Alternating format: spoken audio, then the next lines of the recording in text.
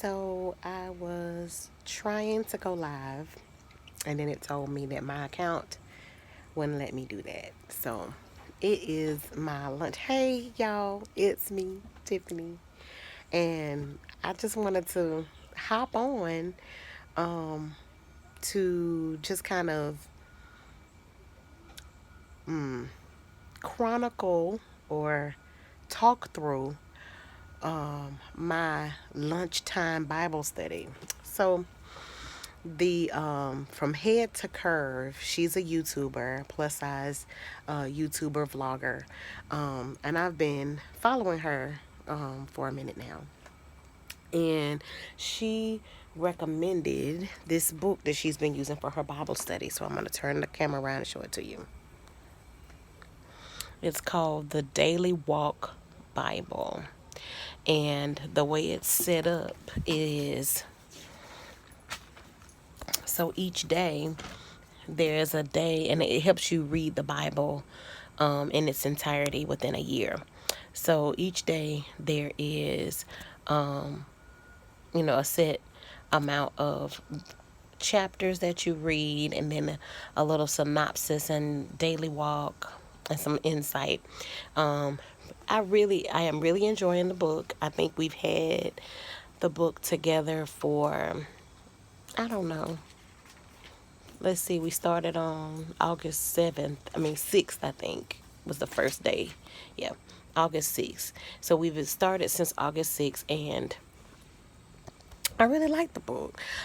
So what I've decided to do, since I intermittent fast, I decided to take my lunchtime and use that as another time to just, you know, change my scenery and spend some time with God, right? So today's reading, okay, so we're in Jeremiah. And today's reading was chapters 37, 38, and 39. So some things came to me. Some questions, and if you are watching this video later on and you have my answers, please put them in the comment box. Because now, mind you, I did not start from the very beginning. So I started, like I said, on page, on the 6th. So I don't know the full Jeremiah story. Can't say that I read the full Jeremiah story, but so what's going on with Jeremiah now is, of course, since August 6th, Jeremiah has been faithful in giving the message of the Lord to the people, even when they don't want to hear it. So that's a word in and of itself. He's been obedient. He's been faithful in the word that the Lord has given to him. So, of course, Jeremiah is a prophet. So he speaks the word of the Lord to the people. So he's been telling them that, they're going to be captured by the Babylonian army, that the Babylonian army is going to take over. Okay. So today he is Zedekiah, King Zedekiah, who was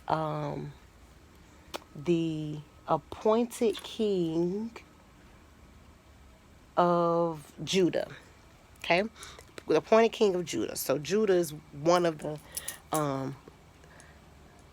groups that's going to be taken over by the Babylonian army. So first thing that got me was that the King Zedekiah, and I could be saying the name wrong, but King Zedekiah used Jeremiah to hear the word of the Lord, but then when it wasn't what he wanted to hear, he puts the dude in prison.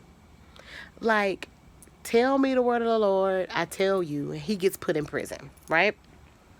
So I put a little note down here at the bottom.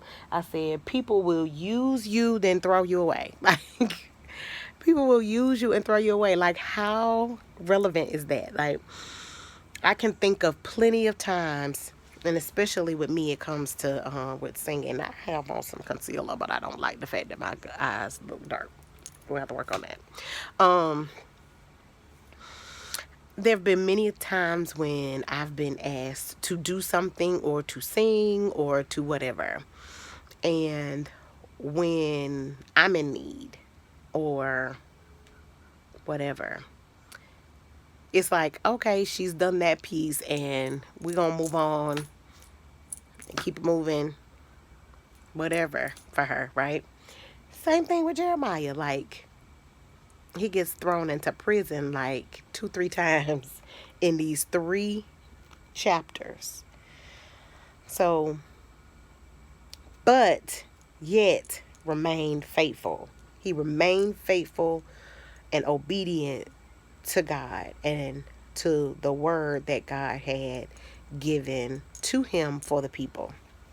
So even within that tough time, even being thrown into prison, he still did what God wanted him to do. Now, convicted, because I know, and all of us, when there are times when things get rough, we don't always remain faithful to what God told us to do. I know for me, there have been times when God has, whispered and said something. And usually for me, it's to go give somebody a hug when I'm in church.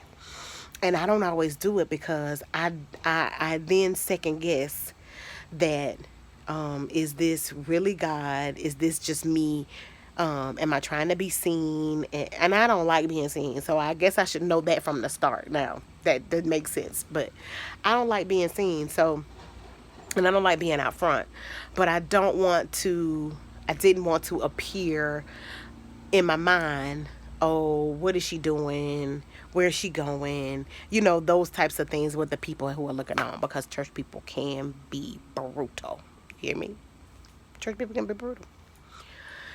And so I will talk myself out of doing what God told me to do, told me to say, any of that. Even down to like when I'm choosing certain songs when I'm being asked to sing. I go back and forth like, is that really what God wants me to do? Am I don't know. I do it with everything. So I do a lot of second guessing. So one of the things that I can definitely learn from Jeremiah, that no matter what, stay faithful to what God told you to do. Like, I've had many a idea, many a thought that comes to mind, and I think about, oh, I could do this and put this into fruition, but I talk myself out of doing what God had placed into me. So one thing I learned from Jeremiah today, that no matter what, even when it gets rougher, like he was already in prison and then they throw him into another prison where a dude is like down in the mud and he's like, I'm gonna die here. I'm gonna die here. But he still remained faithful and still gave the word of the Lord no matter what the people felt and whether they want to hear it or not. So that's one of the things. So here's one of the questions that I have. So if anybody out there can give me an answer, I would greatly appreciate it. So just a little Bible talk. Okay. So in chapter 38, and let me do say, oh, it's about to rain. It's starting to rain. This is the New Living Translation. I in my Bible app, I like the Message Bible. Oh, I'm not gonna get on that, but in chapter 38, the people, it says, so the officials went to the king and said, sir, this man must die. That kind of talk will undermine the morale of the few fighting men we have left, as well as that of all the people. This man is a traitor. Okay, so this is when, so the voice of the people. So this is something that makes me think about us as leaders. As leaders, we also have to be prayed up. And I said us as leaders. I guess, I don't know, consider myself a leader. I don't know, but leaders, just put it like that.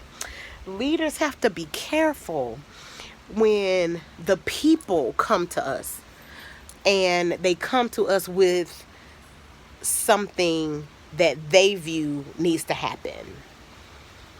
We need to make sure that we stay prayed up and in tune with God, because just because the people said it doesn't mean that it's the right thing to do.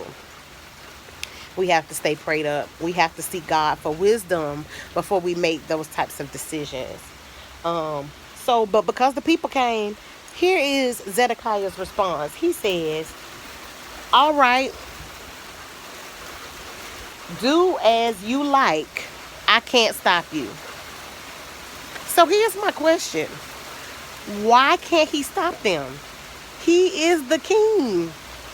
So somebody who knows, that those deep Bible study people, if my mama was alive, she'd probably had an answer for me because she is the walking Bible.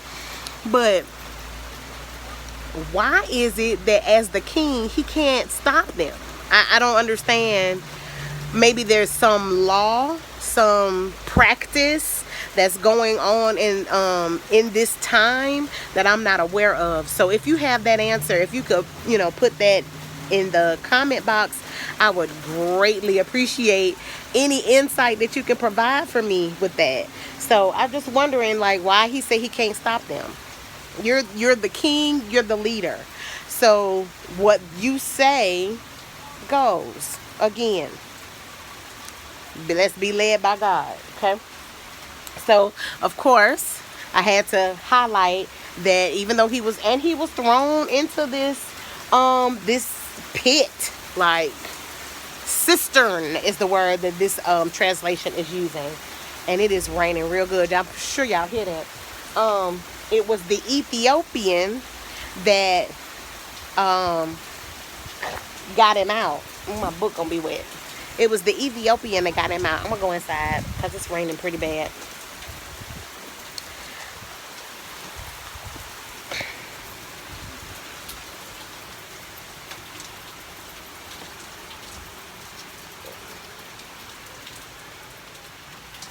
Okay, I went back inside.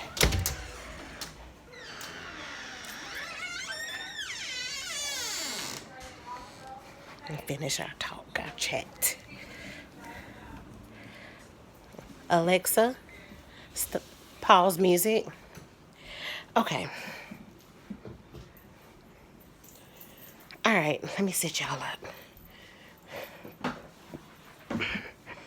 And I don't know what just prompted me to do this today. I got about 15 more minutes of my lunch break. Okay.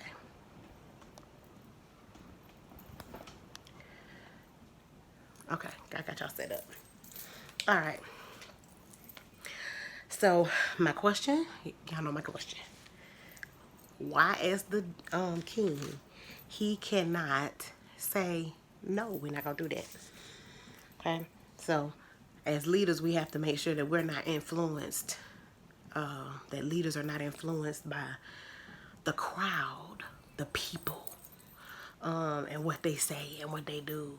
We have to make sure that we're not, or what they feel should happen, be swayed.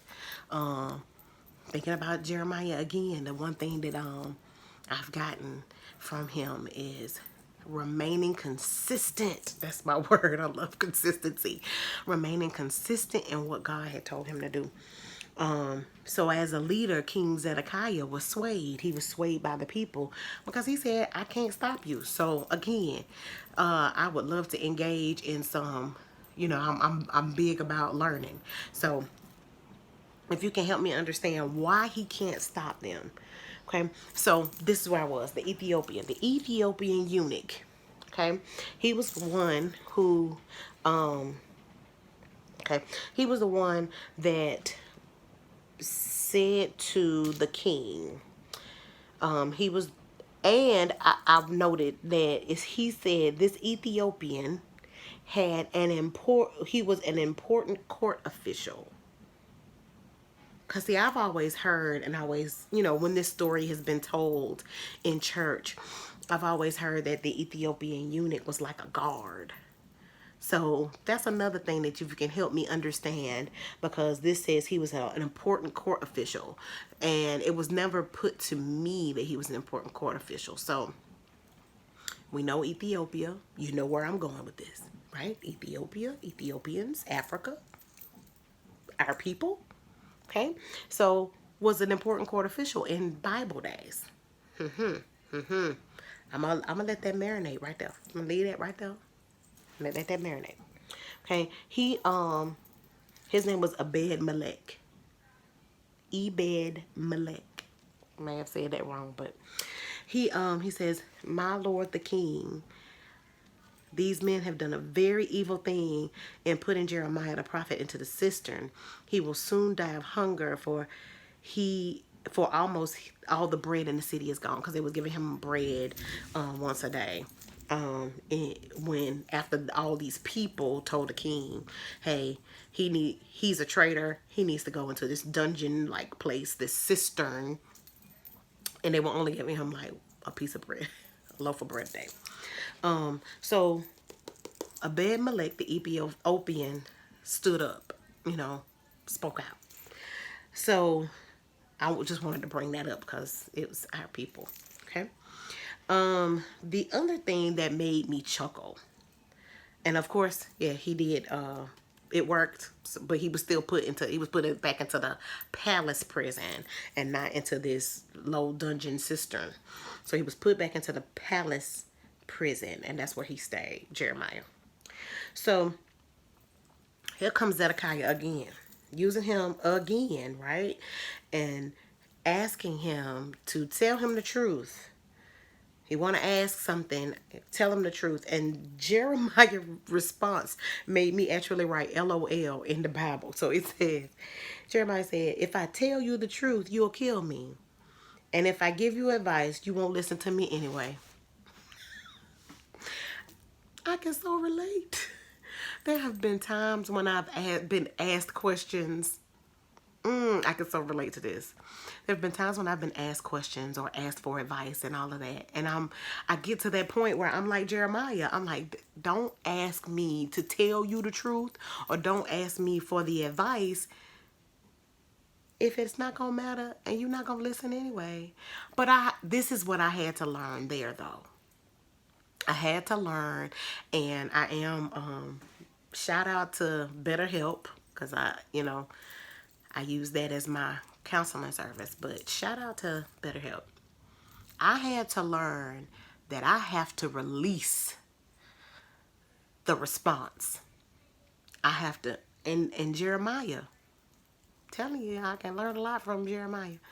I have to release the response, because even though they asked for my advice, asked me what I thought or whatever, I can tell them, but I have to release the expectation that they're going to do or take my advice and use it in some way.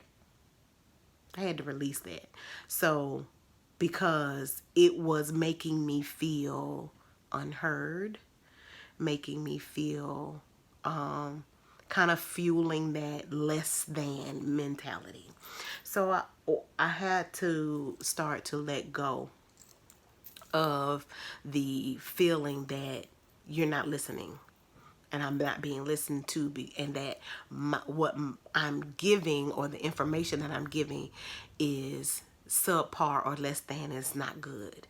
I had to stop doing that. That's judgment on myself. Oh, that's gonna be a whole nother post something, I don't know, but judgment on myself. But I can definitely relate to Jeremiah in that moment. You won't listen to me anyway. But I can learn from Jeremiah that, because he went on and told them anyway, told them the truth. And anyway, I can learn from him that no matter what, whether they listen or they don't, because they ain't been listening to him at all. They ain't been listening to him at all. And even when God reveals that what he said was true, they still ain't listening.